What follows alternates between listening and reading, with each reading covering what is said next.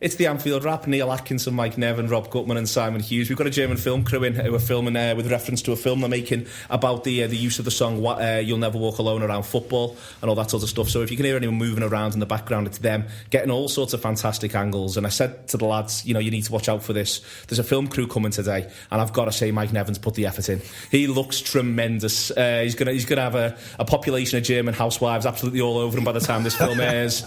Who was that silver fox? They'll be asking themselves. Simon Hughes looks like his normal self. He's made no real special effort. Rob Gutman's honouring the Labour Party conference by turning up as Paul Mason. This is the Anfield Wrap. It's how we're doing this today. Liverpool 5, Hull City 1, and Liverpool 5, Hull City 1. And Mike Nevin, is this the blueprint? I hope so, because there was a lot of talk, wasn't there, before the game, that this is the type of match that we've got to put the doubts to bed, and deep line defences, breaking teams down, being frustrated. I actually went into the game thinking, no, we should be good enough to be winning games like this comfortably, but we absolutely did.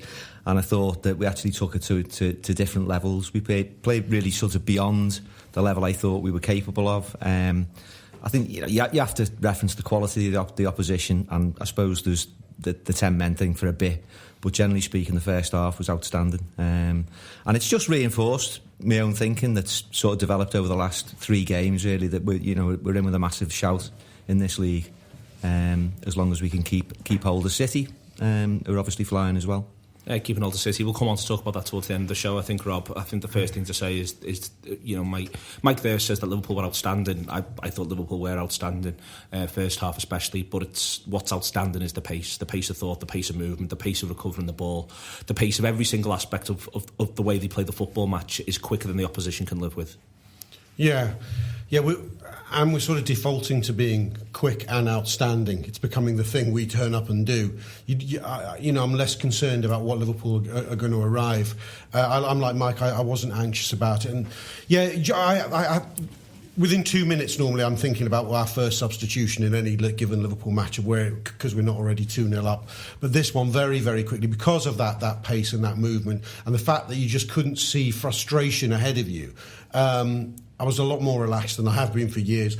I'm actually doing my own head in here with the triumphalism that I'm getting involved with here. And I know we're all big on saying, yeah, it's our year, we're going to win the league, and just saying it can even make it happen.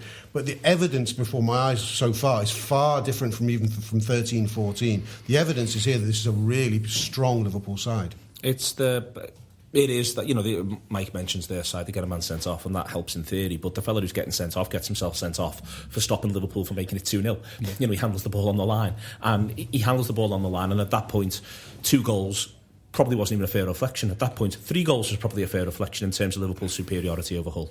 Yeah, I think after the sending off, Hull approached the game slightly differently, didn't they? They changed the shape of the team, and that kind of just stunted Liverpool a little bit this beginning of the second half. I thought the first half, it was probably the best half of football that they'd played under Klopp at home since he's come in 12 months ago. So they had such momentum. I think Sadio Mane, particularly, Rob just referenced the pace there. I think he's sped up everybody's play at Liverpool. You can turn bad passes into good passes, and that's made a lot of the other players play a lot quicker.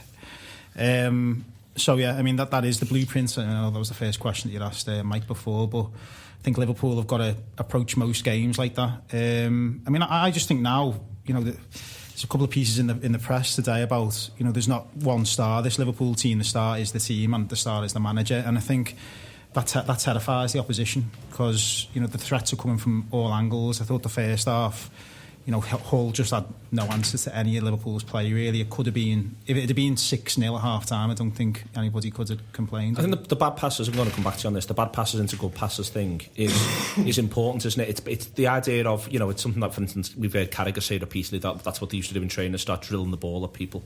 I think one of the things that you've got here is just play it fast, lads. If you just play it fast, and one of you, they're also so close together as well, so even if it doesn't quite come off, and then there's the idea that well, part of the plan of this is to win it back quickly anyway. So what's happening, I think, is that they're not even bad passes, if you know what I mean. It's just playing at that tempo, and what's the worst that happens? What they win the ball back 20 yards away from their own goal, and now we're trying to win it back off them, and by the way, if we do that, then we're in. And that's what it strikes to me, is that, and you mentioned Mane there, but I think it's by having he's got 2 number 10s basically playing in front of Henderson. Henderson himself is meant to be a slightly more attacking midfielder than where he is, so what he's got all the way through is these are lads who can control the ball. You can fire it into them, they get it under control. You can fire it into them slightly away from the body, they get it under control, and that's what I'm watching. Yeah, well, Klopp said that after the game. Some of the lads used the quotes in today's Monday reports, that he said that, the attacking 6 of Liverpool, they're all, in theory, they'd all want to play as a number 10. Even Jordan Henderson, he'd had the choice. We said, Jordan Henderson, where do you want to play? He'd say as a number 10. So they're all number 10s, but they're all... And so the left back. Yeah, exactly. Yeah, you could maybe include Milner in that. And I think Mane had sooner play through the middle if he had the choice.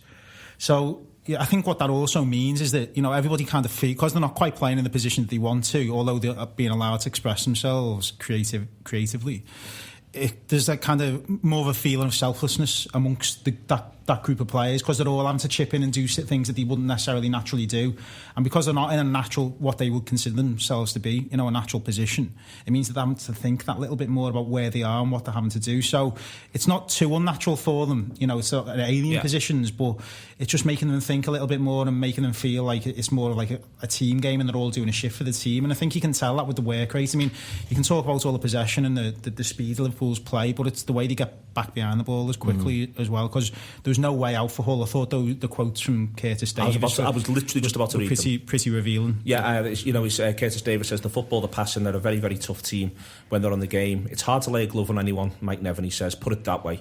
When there's so much interchange and you cannot put your mark on one person, it's tough to try and get a tackle in and try and make a tackle which makes them think again, because literally 1 second Mane will be in that hole, then Lallana, then Coutinho. With the fullbacks playing like wingers, it becomes very difficult because you end up with backs against the wall. I thought, when I spoke to Ben Jono after the game, he actually said, I thought their centre-halves did all right. I actually thought their centre-halves did all right. And that, for me, that's the staggering thing, is I think they did do all right, their centre-halves, but they just don't know who to deal with, where to go. They just end up doing a bit of zonal stuff. But it's everyone else, because everyone's got to make decisions all the time against this speed of attack and the fact that this attack comes from all angles. It does, and I mean, I'm just going to be slightly counterintuitively though. I actually think that we're talking about the pace of the passing and the sort of the amount of movement and the extent of the movement, but a lot of it's very, very considered as well. Yeah. And if you look at the build-up to the third goal, I mean, it's about the third or fourth example this season where you've seen Liverpool string 20, maybe even 30 passes together, which has ended up in something fantastic. The goal at Arsenal, which was, I think, 40-odd passes. The move at Chelsea that resulted in Origi's header. There's long stretches of possession, and it's not always quite as frenetic as we're touching upon here. I think there's something a lot more considered about it, and I think that in itself, you mean shifting them round, making them just shifting them moving them from side to side. And I've always thought that, when we're at our best against blanket defences, it's when you probe and you probe and you probe and you probe, and you naturally, it's more effective, I think, sometimes when you really sort of rasping passes between you. But I think what really impresses me is that they've got that change of pace. They can quickly adopt a much quicker passing style, but for the most part, it's actually really, really considered. It's the point at which they decide to go vertical. They're moving across the pitch, and then suddenly you'll see Lallana just play with the side of his foot, his instep. He'll just play a stunned pass into someone's feet on the edge of the box. The interesting, the first goal that Lallana scores from the Coutinho pass is uncannily similar in many senses to the first goal against Leicester, I think it was, the other week. If you watch it, they're passed around for a lot, then Milner's got it. He spots the dart on the inside channel. It was Firmino against Leicester, it's Coutinho. This time, I mean, Firmino rolled 3 lads and gets a shot away. Coutinho spots, they drop a bit deeper, spots the man. But it's a very similar set play there. I mean, I couldn't agree more. And I think that the thing there is that often those vertical passes are the hardest because you need to have the vision to make them. You have to see the run. But I think that the fact is that there is so much movement. There's perhaps 2 or 3 runs happening at once, that there's options, and therefore maybe you don't need quite as much vision. You've got 3 or 4 different views as to where you can play that precision pass. I think Milner, in terms of the way Liverpool plays, becoming quite important. I'm sure there's going to be games where, like you've got a top class right winger who might find them out a little bit defensively because he might get caught on the wrong side, but. Just mentioned there about the goal Liverpool, was it the first goal Liverpool scored again, like they did against Leicester? It was the first quick passing field from Milner, and he can play those, quick passes. You've got players in the middle of the park who can play a bit, and release the ball quickly, quite within 5 or 10 seconds, the ball's in the left back position, it's in the back of the net, so it'll be interesting to see whether the opposition catch on to that and stop him playing those quick infield passes, because Liverpool haven't really had a left back who can do that for a long period of time. I remember when Jamie Carragher played there, he could play that pass pretty well. Actually, people always criticise his distribution. Carragher himself. Yeah, but his passing was sharp, and it never got intercepted in it. Like the worst thing you can do is play an under-hit pass in that position, whereas I think Milner and Carragher, they both know what they're talking about, hit it hard and make sure that test the player's first touch.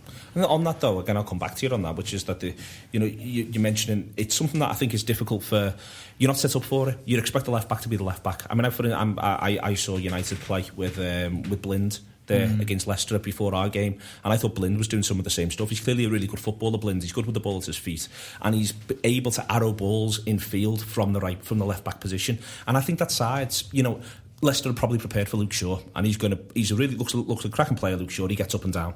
Moreno gets up and down. I think Shaw's probably a slightly better player, but that's not the point. Almost the point is you're now dealing with something completely different side that you're not prepared for a lad who's going to basically play a defence split and pass with a curl on it from the left back position with his right foot. It goes against every game of football you've almost ever played in your life. Well, football, success really, I think, can be defined by angles and getting your angles right. It's basic five-a-side footy, isn't it? Just drop a yard, move a yard forward, and you change the angle. And that's what Milner is offering at this moment in time. And I'm going to give you a bit of credit here, Neil, because remember a few years ago you said, that you thought the wingers and fast, speedy players, like when Sterling was doing well at Liverpool, would end up playing in a more central role, and that'd be the evolution of like the centre midfield, speed really through the middle. And you can see that that's kind of what's happening at City and Liverpool. I think Klopp and Guardiola are a little bit ahead of everybody else at this moment, because you've got players like De Bruyne who's playing in the middle, who you wouldn't have said a year ago. Silva playing in the middle. You've got Lallana playing in the middle. Even Wijnaldum's kind of finding. I think he's steadily getting down to it, and you can see why he offers something different to Milner. He just keeps the ball moving quite quickly. He doesn't dwell on the ball. So, there's a lot of pace through the middle now, rather than just in the wide areas. It's a totally different game, if you're playing against that. And it's also the other thing about this Liverpool side, and again about that Manchester City side, is all those lads play on the half turn, Rob. That's the other thing, is they're always playing on the half turn. They're always waiting for let the ball come across them and then step. They're not waiting. It's not the idea of I'm going to have this under control and then I'm going to do something. It's as it's being passed to me, it's actually already under control. And this is back to the fact that it's more considered, as Mike's saying as well. It is hectic and it is fast, but it's simultaneously there's a consideration, there's a plan. You're going to get it in this area and you're going to let it come across your body, or you're going to back in and then you're going to be on your way. And it is that sort of there's lads doing stuff in positions on the pitch that you used to see in 10, 15, 20 yards further up the pitch. Yeah, there's that is an adage credited to many people, but Bob Paisley primarily, about your first 2 yards being in your head. The best players, Kenny had it. That's what they are. And that's what I noticed. You watched the first round of great Guardiola Barcelona sides. They all had it. That first they wanted it whacked into their feet, but they were already doing something before the ball arrived.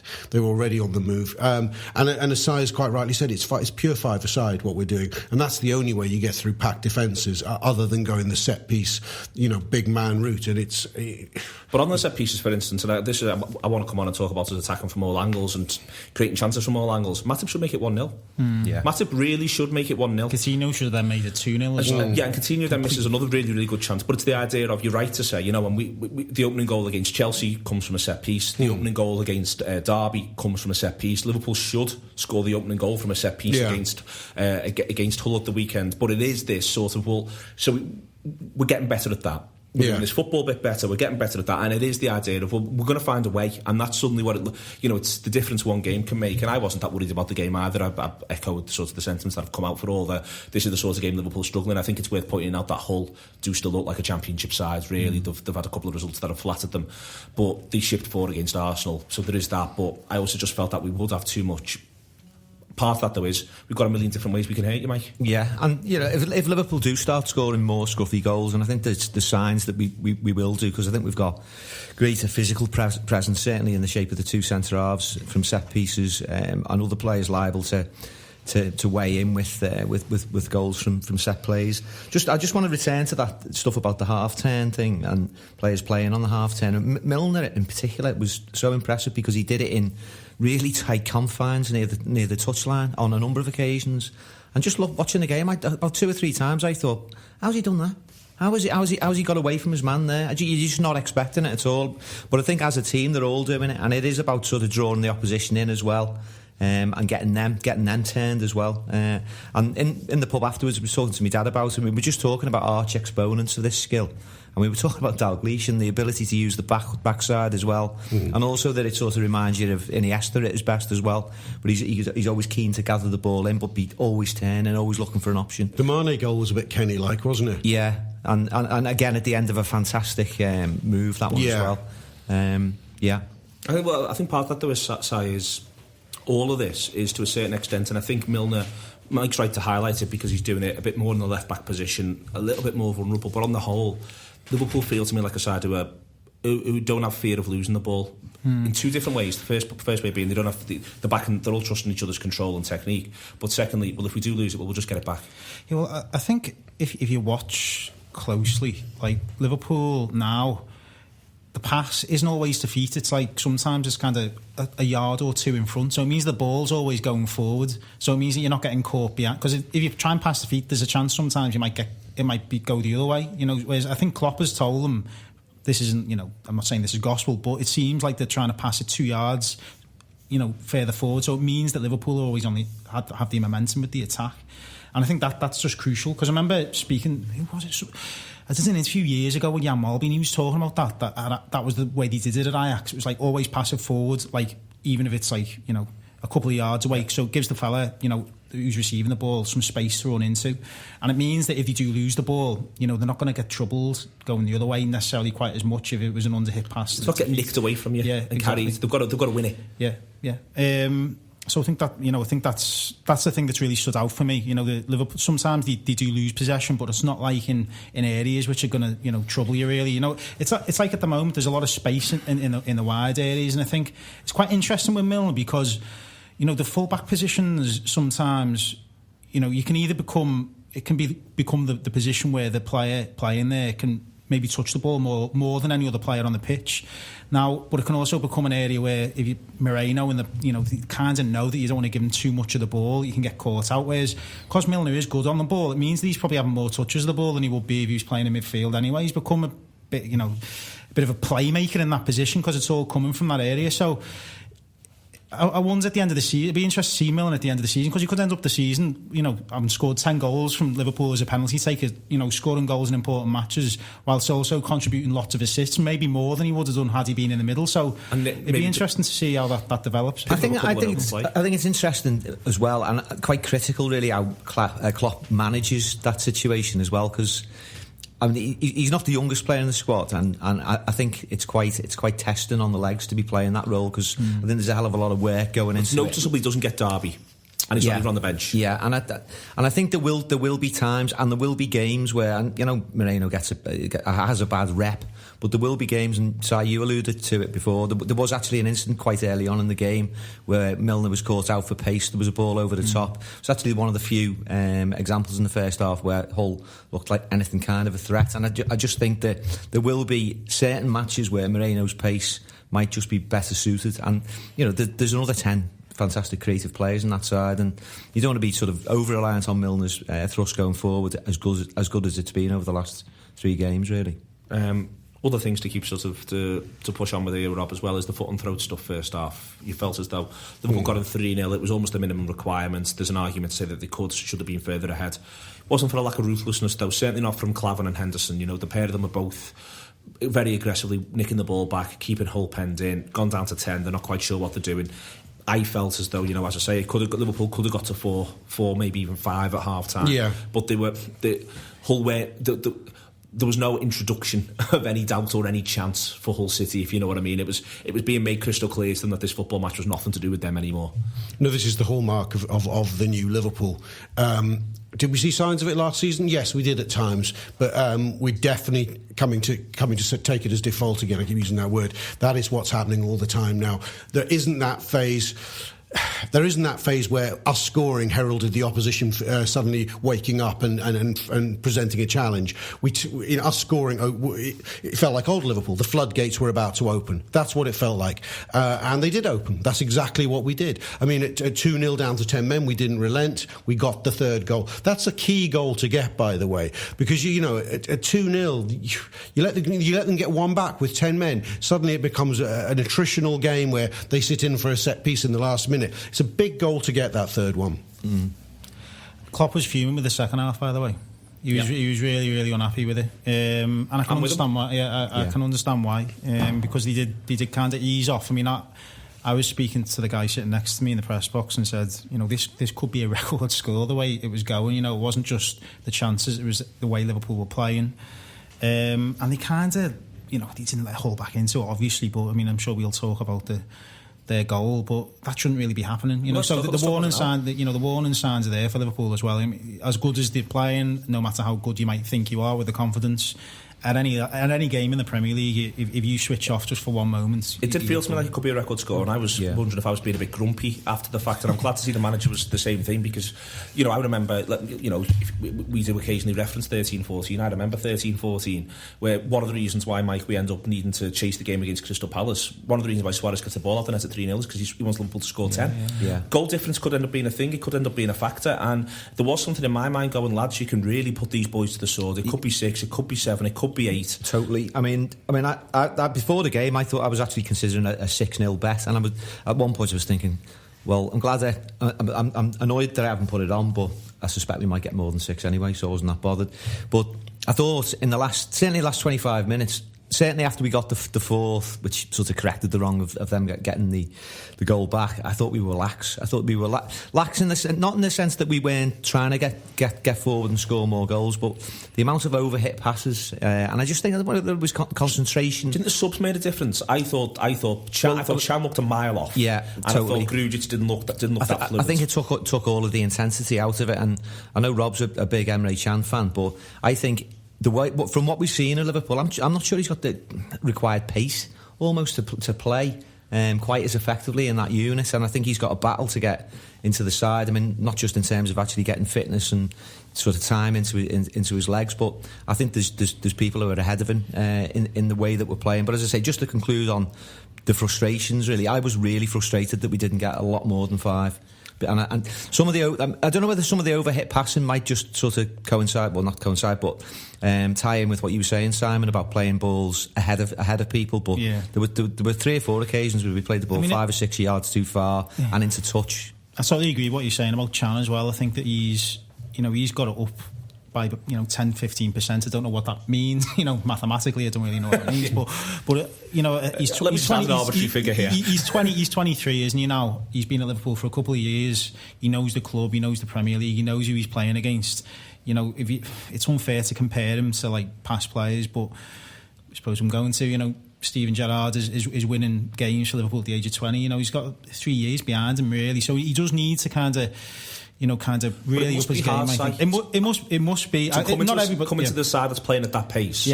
Off the bench, it must be hard, mate. I'm not being critical of him in this game. I'm just talking like generally. Actually, I think that it's a big season for him.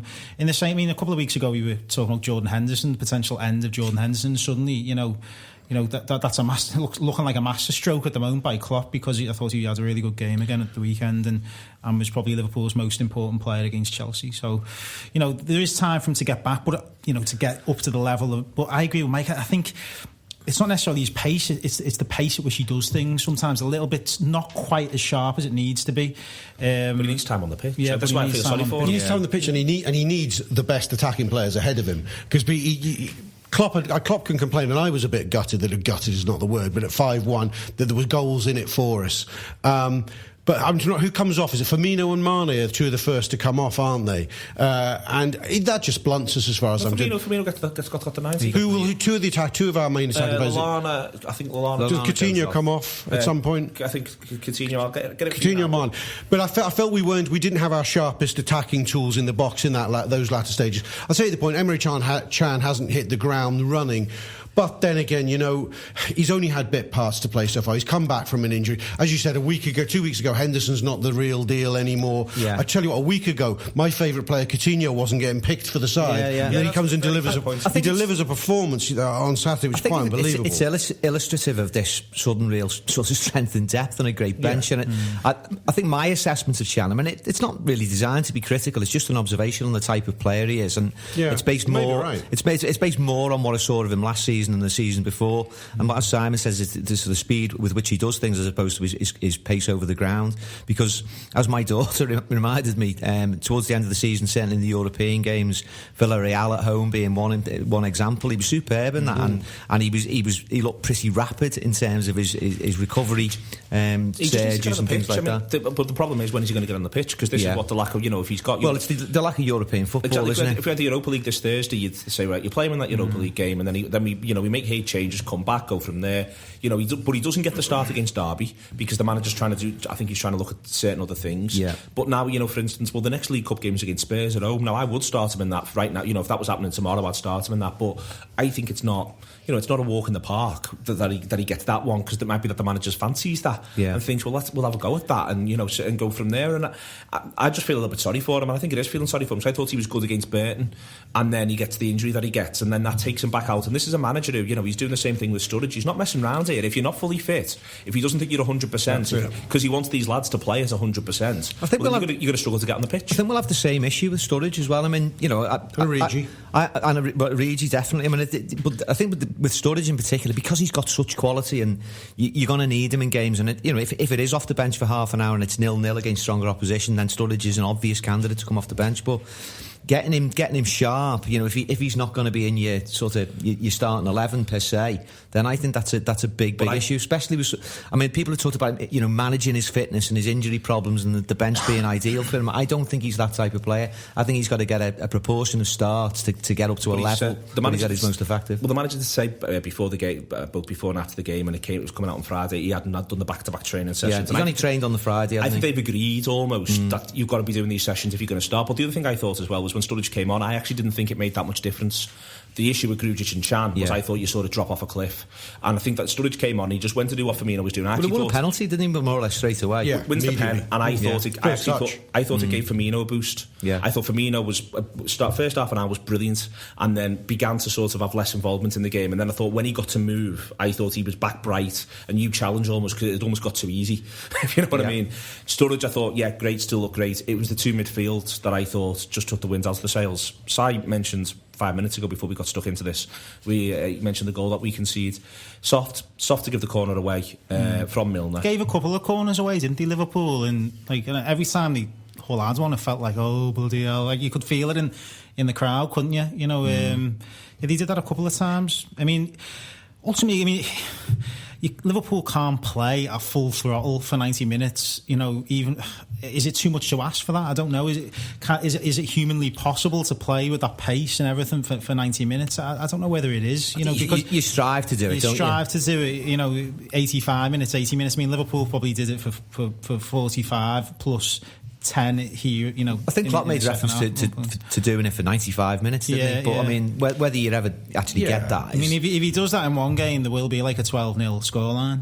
You do. I mean, it's the oldest thing in football. If you race into a massive half-time lead, the safest bet going is that you will not replicate that. I mean, look, United just before us, you know, they had their best performance for some time. 4-0 up and finished 4-1. They're 4-0 up without Gagan pressing the ass of Leicester. Yeah. And you know, and they totally. I mean, Rob, you'll be with me on this point. In the 80s, I'd lost count of the amount of times that Liverpool were 3-0 up at half-time and won 4-0. Yeah, it was a routine thing that they did, and one late goal. Well, yeah, exactly. Just to sort of round it off and give a nod to the second half. Basically. Send Joe Mappy, yeah. But yeah, I mean, I think, I mean, just on the concession of the corners, I mean, one was just a bit of clumsiness from Milner. Well, I don't think that's down to complacency or anything in particular. You know, players make mistakes from every now and then. I was more interested in the keeper, to be honest, on the goal. But 2 points on this. I think most people would agree. Maybe it's a great ball in, but it's his territory. And given the criticism of the fella that he's replaced, that would be the type of thing that we're looking for him to come for. But what I found really interesting looking back on the replay is the ball. Obviously, the resulting shot, it's hammered in from practically point blank range, but he nearly gets it. And his reaction to it, albeit that he doesn't quite get there, I think is remarkable.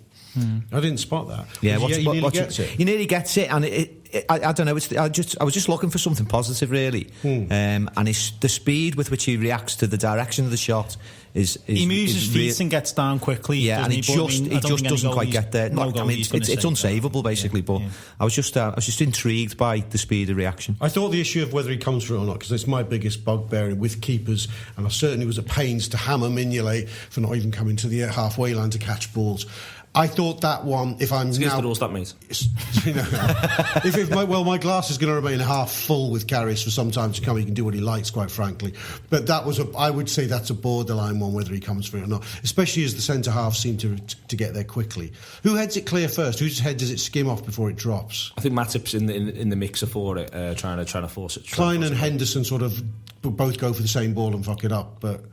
It's nobody. It's one of them, that goal. I think what compounded it was there was another one soon afterwards, another ball. I'm not sure whether it was from a corner or just from open play, but he doesn't come from that for that one as well. And I think just the interesting thing is that he's been sort of advertised as a keeper who is aggressive, who will come for the ball. That's his MO really as a keeper, certainly for crosses. And that he doesn't come for either. But, let's face it, Anfield debut, you're going to be bordering on the conservative in the way that you approach you want to just get through the game, really. And I think there might be something in that. And Liverpool at the time were so comfortable and 3-0 up. I mean, you could make concessions for the fact that he's got to concentrate for the whole game, obviously. But I mean, maybe if it was a bit tighter the game, he might have come for it. You know what I mean? He thinks, well, at 3-0 up, the defence can deal with this. Matip's a bit taller than the defenders Liverpool have had in the last couple of years. Maybe he can deal with it. I thought his game. It was just quite interesting. I know we might come to this in a bit, but in terms of the pattern of the play, with him pushing, the defence right up. I mean, there was just, from a goalkeeping point of view, it contributed towards the way Liverpool approached the game, because he was up near the halfway line most of the time, and the defence therefore were a bit higher, and there was just no space for Hull to play. Mignolet quite often just stays in his box and shouts orders from there, whereas you could see them like telling everybody to push up all the time. So. Yeah, that was a big change, I thought. There's one picture I've seen on Twitter today of him standing, and he's just outside the centre circle, and it's ridiculous. And I think there's also a couple of. I actually took a picture just by accident, really, and then reflected on the fact that there's me with me camera and phone out, acting like a wall. And every single Liverpool player is in the Hull half. And obviously Karius he's the only one that isn't, and he's barely 15 yards inside our half, basically. He has the manner of a very confident German goalkeeper, doesn't he? In terms of quite relaxed. Yeah. That kind of. I don't know what it is about German goalkeepers, but most of them tend to be very good, don't they? They do produce very good goalkeepers. Yeah. And I think he had a calm, quite a bit of calm. He's got a very languid sort of walk. The way he carries himself is very sort of languid and relaxed. And if that's an expression of his personality, and that he's that, I think you need to be relaxed to be a keeper. Obviously switched on at the right times, but you've got to go through 90 minutes of a game where, especially when you're in matches where you haven't got a great deal to do. I think being in a relaxed state of mind is quite important. Whereas Mignolet's one of his greatest weaknesses really is he looks like he's shitting bricks basically all the time. He looks indecisive. There's a confidence and aggression, actually, despite, I agree with the relaxing with Karius. There's a number of times where I caught him doing things which immediately had me having kittens with Mignolet. Just a quick ball out to his fullback. He'd do that. Mignolet does it. I'd always feel he's doing that because he doesn't want to kick it long. He's compromising because he doesn't want. Whereas Karius is giving it short and almost going, and I'll have it back because then I'm going to launch it if I have to, because I can. Whereas Mignolet was terrified of his weakness and people finding that out. So it made Mignolet make decisions which he knew he didn't want to make. Klein, right back. I'm not going to do and Klein had his Klein game, because I actually don't think he does. I think he's integral to that first sort of 20 minutes, 25 minutes, 30 minutes in that. Mane's playing a little wider. Klein's looking to cut inside a little bit more. He creates 3 or 4 decent half chances. It's not just... He wasn't just backing the play up, as my point. My point was he was getting involved in those triangles around Mane, around Lallana. He was the third point of those triangles. I thought he played very well. I mean, he's consistently good, isn't he? I think Klein, I mean, never lower, well, very rarely lower than a 6. He has the odd bad game, doesn't he? But he recovers from that and then gets back on it. So, yeah, I agree with what you're saying there. I think it's quite interesting that, you know, quite a lot of the games Mane is quite narrow, and then, as you just said there, in some games he goes a bit wide, and the relationship between the two of them is good. You know, Mane does get back and help him out, and, you know, vice versa, he goes forward. They look like a pair, don't they? Yeah, they do. They look like they put a lot of work together as well. It goes back to what you were saying before about, like, kind of the different threats and the different angles. Klein appearing in a slightly more central position where you might not expect him in an attacking sense, and, you know, just keeping the opposition thinking all the time. But for me, you know, he's just, you know, he's had a good 12 months, I think. Yeah, I mean, I think he's the best right back in the league. I was actually thinking this. Not Arsenal's lad. To be honest, I haven't seen enough of him, to be honest. But okay. I think, I mean, certainly in terms of the ones that I've watched, and there's the lad at Spurs who played throughout the Euros, I think he's better than him. I think he's better than him, yeah. Kyle Walker? Yeah. Crap. I've just seen him have too many bad games, Kyle Walker, whereas I don't see Klein have bad games. I mean, not wishing to sort of dwell on England performances, but in the Euros, England's most fluent performance was the 0-0, where they created about 30-odd chances. And Klein was integral to a lot of the best passing movements down the right-hand side in that game for England. You wonder, don't you, why United... I mean, obviously United were interested in signing him. Gary Neville, a right-back, clearly didn't fancy him that much because he didn't play that much for England. He didn't end up at, United, who I think tried to sign him first. Bit of a strange one, really, when you think about it. But, for Liverpool, I just think he's been, of the signings from the summer before last, he's been the best of them. The thing, I think what probably causes Klein to miss out, from at England level and maybe catching the attention of the media, is he does everything right without ever looking explosive. That's the thing. You don't get that burst where Moreno's more explosive than Klein. Moreno, the best things Moreno do, his best bits video is better than Klein's. Yeah. But Klein does everything well. I'm not going to damn him with faint praise by saying he's like Finnan, because he's not. He's actually, I think, a more complete right back than Finnan. But yeah, that's the thing I think that causes him to miss out. He's sort of unfussy, isn't he? I mean, I think that's the word. He's very good. Yeah, quick, he's strong. His recovery is very good, isn't it? And, I mean, I think Rob's right. At Liverpool, we haven't seen that moment like he produced for Southampton at Anfield, where he just exploded forward and cannons a shot up in front of the Kop. Maybe needs to do. If he wants to improve, that's one area which I think that's in him actually. Yeah. But it is why. But I think as the confidence grows, and this is going to be sort of incrementally so with each performance like this, I think you're just going to see more and more from some of the more understated performers, and Klein would be one of those, definitely. Klavan got preferred ahead of Lucas for the game, Mike. Thought he was faultless, to be honest with you. I think he comes very, very aggressively throughout the game, just effectively looking to just get in front of people is the first thing I'd say. That's what there's a couple of examples first half, particularly where he gets in front really effectively, nicks the ball, and it's all part of that compressing the play and keeping Hull penned in. He made one quite clumsy error, I thought, where I think he tries to play ball back with his right foot when probably should have gone with his left. But other than that, I thought he looked dead assured, and he's got a funny style about him. He's a bit honcho-like. He's very. I wanted to be the first to say. Rob's seriously pissed off there. I just read my mind. How dare you do that? Childlike face there. He was going to come up with his honcho comparison there. You're all going to gasp. You were all going to gasp. I said, yeah, it's so right. I wasn't going to compare it to honcho, but nonetheless, I think he's just got an unusual passing style about him. It's a very low short backlift when he delivers the ball, but there's a real simplicity to it, and I'm absolutely I've no gripe with centre halves who want to keep it simple. There's enough expressive players in that lineup for him not to be doing mad things. So he's like Honcho, is he, Rob? Yeah, he reminds me of Honcho, Neil. I've got nothing else to say. Do you know what? It's just made me think about our signings this summer, and God knows I think I'm tempting fate here. I'm still waiting for one of them to be properly shit. We're in uncharted waters here, aren't we? Really uncharted waters. It's funny they let managers to sign players, and they're actually quite good, Yeah. I mean, they've all done well, but I think what you've got to sort of reference alongside this fact is that you're looking at the signings of the previous 2 summers, and they're all beginning to work out now as well. So the much maligned committee, the much maligned Rodgers, whoever was responsible, bought some bloody good players. I mean, we were talking about Klein, Lallana especially, and there's Lovren, Origi, Chan. I mean, they're good players. Exactly. So I think you know, but the combined effect of Klopp's men coming in, and whether they've got had a sort of an alchemistic effect on the rest of the team and brought them to a new level, I don't know, but you know, it's a heady mix, isn't it? There is a thing whereby it does feel as though everyone's playing that bit better.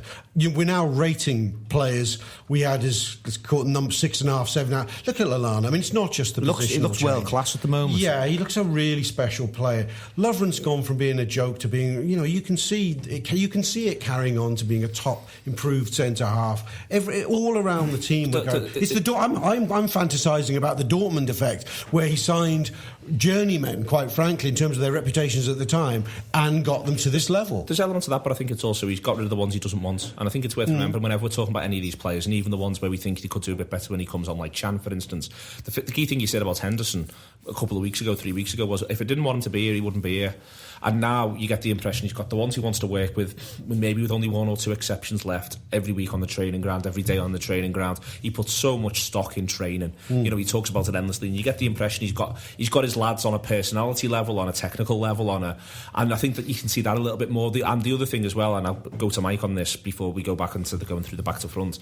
The other thing as well is that those lads now, they also know that, Mike. Yeah, they know they're his chosen lads. Well, I mean, I wrote about this recently when referencing the sort of the fear factor that Liverpool has held Liverpool back over God, as many seasons as you want to remember, really. But I think for the ones that have survived the colours, I put it, that's the hugest vote of confidence. And let's face it, for me, or certainly for me, confidence is the biggest word in football. Because they're all good players. And that's why I think you're seeing new levels from people like Lallana. And I think Lallana is the absolute case in point, because his season last year was based just in absolute bloody hard work, and all the pressing, all the run off the ball, covering the most distance, but we weren't seeing much of his artistry. Now all of a sudden he gets the vote of confidence. You kept on. He's in the team from the beginning of the season. He scored, I think, is it 3 or 4 now in the league? 3. Plus a number of assists. And we're actually seeing the player that I thought we'd bought in the first place. But what he's also done, he's lost none of the industry really that actually got him to where he is right now. And he's also got a little bit more room, Mike, to show his guile. And that's the other thing as well, is that the manager can clearly see he's a clever player, is trusting him to be a clever player, is giving him the room to be that clever player. And I think it's interesting, this, isn't it? Because nominally it's a deeper starting position for him, but we're not actually seeing him. His best work has actually been done in a more advanced position than perhaps we thought was his best area. So it's a bit of a conundrum, that. But I mean, there's one thing that I think, you know, we're not seeing Liverpool's fullbacks like fly forward. You know, like I think we did at times under Rodgers. That's what he wanted it to happen. But, you know, actually, you know, the fullbacks aren't always in the advanced positions, which is meaning players like Lallana can break forward a bit more because there isn't those gaps behind. You know, they're not as like gung-ho as like everybody seems to think. There's, you know, as we said before, we haven't really seen Milner exposed too much, and Klein very rarely gets done. You know, maybe he's telling. I'd like to ask him that. What is he asking the fullbacks to actually do? What is their job? Because it's the 2 important positions. To start, what's interesting, you're absolutely right about that. They're not hitting the goal line, are they? They're not getting in behind, but their starting position is always 20 yards higher up than the fullbacks normally would be. They're almost playing like semi-defensive central midfield players. Yeah, so what they're doing is they're giving us this 3-4. I think it's very similar to Guardiola's 3-4-3, what you're seeing here. Maybe Dani Alves got forward more than say Klein. Well, actually, I don't know. And I think effectively Jordan Henderson, who was at times pre-season as Emre Can, are all but sitting between the centre-backs, the way Busquets sat between the centre-backs. The full-backs are wide midfielders. Wijnaldum and Lallana, Iniesta and Xavi, and all hell breaks loose ahead of that. I think it's a very similar system, and it's got the same vertical passing, the same quick hard balls into feet, lads on the half turn who can take it, no real centre forward. I think it's, for all Rodgers talk about he wanted to be Barca, this is that Barca for me. He's asking the fullbacks, I think, to be good on the ball first and foremost, rather than creating giving the angles right up high up the pitch. He wants them to be good on the ball and make sure that the 3 midfielders and the forward lines, you know, supplied with good passes. That seems to be, you know, almost like the quarterbacks, you know, the kind of, you know, those kinds of... Well, they're a support in 2 ways, I think, and I think you see it a little bit with Klein, when Klein backs Mane and Lallana up in the sense of he's there should it break to try and nick it and win it. He's there for them to turn around and just knock one back 5-10 yards. He might occasionally burst past either, but it's as much, and as you say, I thought that Klein played, certainly first half an hour, played more narrow than Mane. You know, he was a bit inside Mane, and he was there as almost as that triangle between Mane, Lallana, Klein. Mane, Lallana, Klein. Lallana's inside Klein. Klein's there, backing up, and he's the back of that triangle, and then there's Mane there, and then there might be some interchange in the movement, but that's what they want. And Milner on the other side with his history of, for instance, playing clever stuff around penalty areas for Man City. It's the same thing. It's the same gag all the way through, and that's what you're getting from them. Yeah, I mean, not wishing to go too long on Milner again, but the game that he exhibited that against us was the 3-2, wasn't it, at Anfield a couple of years ago when he came on at half time, changed the game with all like really interesting angles of passing and running into intelligent spaces as well. Yeah. But I think, you know, just in terms of the full-back positions again, it is that if you've got 10 men in the opposition half, it's no wonder that it looks like Liverpool have got 15-20 players on the pitch, because you're effectively doubling up in terms of personnel in one half of the pitch. Now, even the most attacking Liverpool sides have always just had, you know, maybe 7, 8 in attacking areas. They're all up there, and that's why I think the opposition teams are just getting absolutely swamped at the moment. Henderson's passing into the final third was terrific, Rob. It was the for all the stuff of, well, what's he doing? He's just putting it sideways, blah blah blah. It was the essence of what that means: getting it, giving it, shifting it. It goes off, and it kept arcing into the final third. Pick another one out. Oh, it's not worked quite. It's come back. I've got it back under. Go the other way this time, or go in here. Or I thought he was excellent. Yeah, he's very direct. He's, again, I keep saying this. He's fitting. He's on message. He's very vertical. You're seeing quite a lot of that pass this season that he sets up. Is it the second goal against Leicester with? I'm seeing that. I'm seeing attempt that all the time. You know, the cushion ball that goes over the top, but it's just so quick, and that ends up putting Sturridge through for the back heel. And Mane scores against Leicester. Now, he's not quite getting that joy because Hull weren't that high up the pitch, but he's looking for that direct pass that turns the opposition defence very quickly. Shift what they're trying to achieve. Yeah. They're trying to be compact. We'll now cop for this. Yeah, just incredibly direct.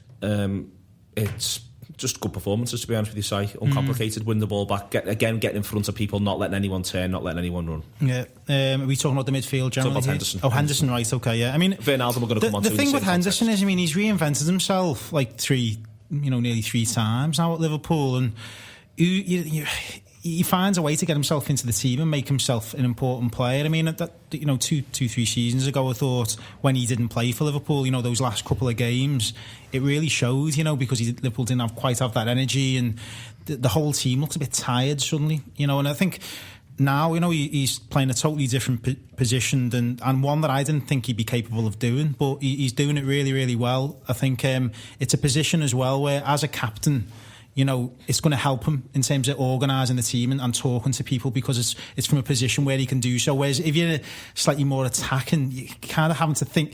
It's more difficult to shout backwards. It's a very basic thing. So you just said there, he's had to reinvent himself 3 times. He's constantly, and he's going to be stuck with it for his entire career at Liverpool, almost no matter what happens. He's constantly compared to Gerrard. It's actually a more interesting comparison to compare him to Carragher. Right, in terms of the idea that he's that one way or another he's getting in that team. Yeah. He's going to find a way to get himself in that team, and no matter what he's got to work on, no matter how much he's got to improve, you get the impression he thinks about the game a lot. You see him talking. He's just going to get himself in this football team, and I think you can see that at the minute, Mike. Yeah, definitely. I mean, I was actually thinking about your comparison there. You've done the Honcho thing on me, but yeah, because I mean, Carragher spoke, didn't he? But every year he felt that his place was under threat. Move from centre mid to left back to right back to centre half. And Henderson, I mean, if you think about it, I mean, the people forget about it. He played the practical full season under Dalglish. Right mid. Wide. Was it right mid or left mid? I can't remember. Well, I think he right mid. He moved on both sides. But it certainly wasn't anywhere near as central as what he's played under Rodgers, where he was an auxiliary attacker, really. And now this, sort of holding midfield, number 6 role that he's now playing under Klopp. And I think, just going back on Si's point, though, about the positioning and being able to more effectively captain the side from there, he's not half loud at the moment as well. I mean, I think that's part of an expression of his confidence and the fact that he feels injury-free and he's growing into the season, knows he's doing well, but he seems to be a lot louder on the pitch, and I think that's really... I think a lot of people looking at Henderson would accept that there are certain limitations to his natural ability, should we say, but that he had to compensate for that in leadership, and that he perhaps previously hadn't really sort of grasped that. I think we're seeing that now. Do you know what's interesting? You just reminded me about something we all say when things aren't going well, that there are not enough leaders in the team. Actually, the truth is there's not a lot of leaders in this team, and it's not a lot of... when Henderson's the loudest guy in the team, you haven't got a loud team, and that's not a disrespect to him. It's just true. I know people like Lovren's got a bit of charisma about him. Milner's been a quasi-captain in his career, But these aren't loud lads. This is lending that lie that it's all about tub thumpers. Sometimes it's about lads who are really intelligent, just getting on with their job, knowing what each other are doing, who are well drilled, who trust in the voice in their head that is Jurgen Klopp. And I think that's what we're seeing. Yeah, I think we can't underestimate the importance of that goal for Henderson at Chelsea, just on a confidence level. Scoring a blockbuster goal, which wins Liverpool the game effectively. In a massive game, that will make him feel like he's arrived as if he didn't think it before, he will feel now that he's arrived as a top level footballer who's worthy of that role. I think that's a really, really good point, and I think we were talking about his performance at Chelsea. Sort of in isolation of the goal, it was a really good performance, but the goal's critical, isn't it? Really, he scored his big goals before, and he's not quite pushed on from them. But he's tended to do them, for instance, in a run. So, as an example, when he played really well around the turn of the year 14-15. He plays really well when we go on that run of 12 games, and he scores one against Man City. And it felt like a big moment in terms of what was being said at the time was that crowns these performances, that he scores the big goal that wins the game against City, the same against Chelsea. It's more, I think we're all thinking he's going to score and then we're going to see him kick on. I think it's more you're going to see him score and crown performances with, now I've done that. I don't see him, for instance, certainly where he's playing at the minute, I don't see him scoring 6 and 8. It's very Ronnie Whelan the way he's from the position that he's playing. It's going to be difficult for him to statistically impress by scoring lots of goals. So that a goal like that, where it's like one of the best goals of the season, and ends up deciding the match, people remember it. And I just think that'll give him such a huge confidence boost at this time. Wijnaldum, I thought he was really good, Mike. Well, seeing as we're doing comparisons with previous players, and we had a chat with a couple of lads on the way back, and bits of Ronnie Whelan about him, just in terms of the facilitator. I just thought, like pass and move, simple passes and all that. Rob's trying to wind me up on something here, but I can't quite get the gist of it. Never mind. I'll stay on track. But I've actually, in my own head, though, I think there's bits of Terry McDermott about him as well, which we didn't see. We didn't see so much of that on Saturday, but certainly in other games, just that ability to time a run, get ahead of the ball, supplement the attack from a deeper position. And let's face it, if he turns out anything like Whelan in a central role, or McDermott with the ability to join in, then we're looking at a serious player. And he's so quietly effective. I think that's why the Whelan comparison sort of stands it's like up. Klein in midfield at the moment. Yeah, but I just think he's a thoroughly good footballer, and we saw at Chelsea as well, his ability to sort of accelerate at pace into space as well, and choosing the right time to do that. But equally, he's got the perception to lay it off when there isn't that space available, or there isn't that route to drive into. So I think he looks a very interesting footballer. What he does well, I think, is pass the ball 5 to 10 yards forward and fast. It's a very basic thing, but it just keeps the team ticking over. It gives Coutinho that space, that finds new angles, quicker space, finds new angles. Exactly. I mean, I think Klopp deserves a lot of credit for putting these players in positions that you wouldn't necessarily. I mean, Wijnaldum, everybody was trying to say, was he an attacking midfielder or was he a wing? We were all scratching our heads why he bought him, to be fair. And I certainly thought front three player. Everything you'd heard about him from Newcastle, I thought, I envisaged our front three, and I'm thinking he's not getting in. Yeah. I didn't think for a minute that he'd be a controlling midfielder and playing relatively deep, not for 1 second. Yeah. Albeit that some people had said he'd played a few games there for Newcastle. What's interesting about him is if all the pre-publicity we had, and we were finding interviews with Rafa where we go, he's a number 10. He's a number 10. He says his favourite position is number 10. Yeah. Last season for Newcastle, he plays a couple of 2 or 3 different roles, but he has the good season because he scores 11 goals. He's their most potent attacking threat in a way. And Klopp's looked at all that and go, nah, he's the lad I remember from 4 years ago when I wanted him when he was 19, and this is what he did, and this is what I'm having him do. Which, it's a really brave thing to do, I think. Okay, moving forward into the front three, I haven't talked at length earlier on about Lallana. I will actually start with Firmino. I'll go quicker on Coutinho and Mane. I think Firmino sets the tone for so much of what you've talked about, all of you have talked about during this. And I think as I said before, I felt he was drifting a little bit second half before he shifts position and when Sturridge comes on. But I think the first 30 minutes, the first 35 minutes, the entirety of Liverpool's attacking play is defined by him and what he does, Rob. And I think he's now It's so hard. He's still such a difficult player to categorise because he combines so many virtues of what you want out of an attacker. He's such a live wire. He doesn't stop. He's constantly looking for angles. He's ridiculously selfless in terms of his movements. He makes runs off the ball that create space for others. You know, he's in many ways he's almost your dream attacker. Apart from the fact that he doesn't do the absolute ridiculous and outrageous things, but then he does occasionally do them. Just so you know what I mean. He's difficult. He's so very difficult to categorise while simultaneously being frankly brilliant. Yeah, he's one of the most sophisticated footballers I think I've watched in recent times, because I don't know what he's doing a lot of the time. I think he genuinely baffles people. I think unless you say he knows exactly what he's doing. He knows what he's doing, and what he's doing. I think you have to appreciate Firmino. You have to kind of stop yourself and go, right, I'm on Firmino now. Lock your own personal. I'm having a big 5 on Firmino. Yeah, lock your own personal camera on him, folks, because it's I've done it. It's worth the ride, because what he's doing is incredible. You'll find he's our best getting the ball backer in the entire side. Probably he's phenomenal at that. His movement is better than he's got the best movement in the side. His touch is phenomenal. You stand him up against a man 1-on-1, he can beat him, and his timing of his run to score a goal is incredible. There's nothing he can't do, and yet you can't say what you can't pick his position. He's not a false nine. What position is Firmino? He didn't get a goal or an assist.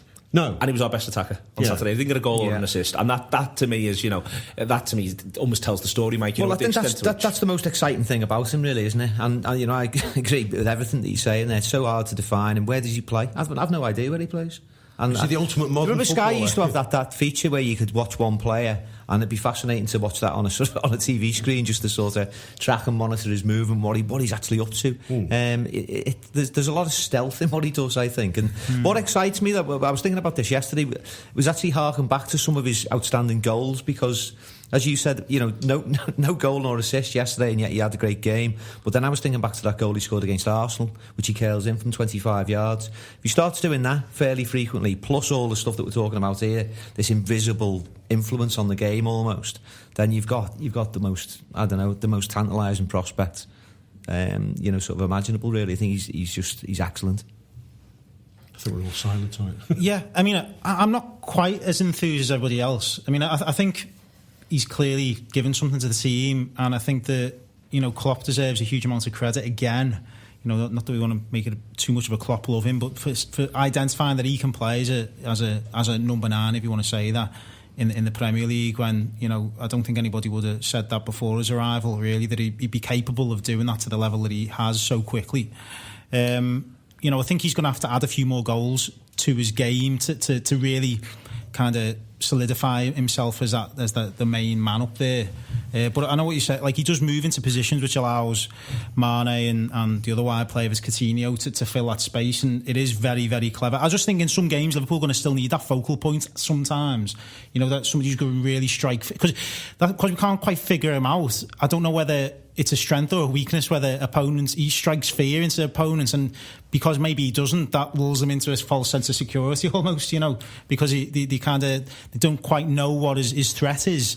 It does open up space for Liverpool. I think one of Klopp's biggest challenges for the season, if we are going to be serious contenders, it's finding a way to get Sturridge and Firmino on the pitch as much as possible. But I thought you saw that at Leicester. Yeah, exactly. And I actually thought he had a really good game he played on the left, didn't he, against Leicester? I think Sturridge's movement was brilliant as well against Leicester, and I think he pulled quite a good side in all kinds of directions, and I think that, Firmino gets 2 goals in that game.